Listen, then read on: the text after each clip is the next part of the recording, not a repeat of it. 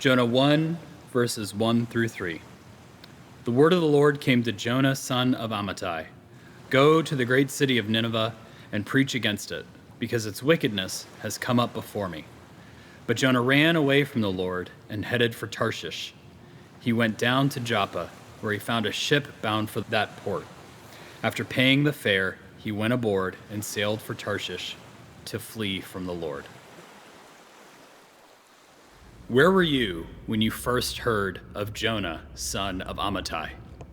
Maybe it was a felt board, maybe a brightly colored children's Bible. I loved my children's Bible. It inspired such curiosity in me. It's definitely not the first time I heard of him, but I do remember a depiction of Jonah being played as a cucumber in the creative storytelling of VeggieTales. And much like the Backstreet Boys, Jonah never really made it in a solo career. He was known for his greatest mistake. He was known for what happened to him. Spoiler alert, he gets eaten by a great fish. And much like doubting Thomas, who went on to start churches all over the world, Jonah is known for his mistake, his embarrassing attempt to avoid what God has called him to. No one wants to be known for their greatest failure.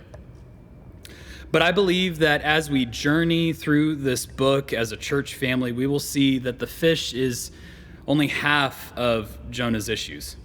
Jonah is an anti-hero, and as we take this deep dive, pun absolutely intended, it will become increasingly more difficult to identify ourselves with the character of Jonah.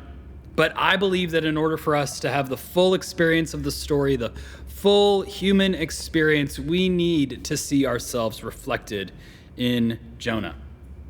Here, this man is greeted with a clear call from God. Go to Nineveh and save their souls. God has heard of their great wickedness and has decided to offer grace out of the good nature of who God is. And in the face of this overwhelming sign of divine grace, what does Jonah do? He runs. He runs very far. Tarshish was like our Timbuktu in the time of Jonah, and he got the red eye to get there. As far as Jonah could go is where he wanted to get. And why did the prophet run? Was he afraid of the wickedness of Nineveh? Did he fear persecution? Another spoiler alert, Jonah ran because he didn't want God to be gracious. But just for today, let's focus on the idea of running from God. Siblings, how are you running from God? If you've ever been to the literal Tarshish or Timbuktu, please let me know, but we don't need to get a plane ticket in order to run from God. What new or difficult thing are you running from?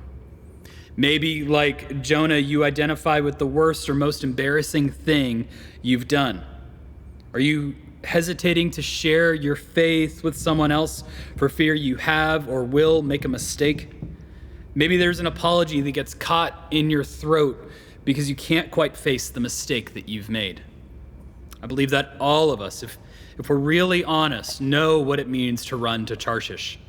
God calls us to make amends, to make an invite, to do a courageous new thing, and instead, we look up ticket prices. Today, my challenge to you is this: how are you running from God? Why are you running from God? And how will you turn and face the call to radical and divine grace? Amen.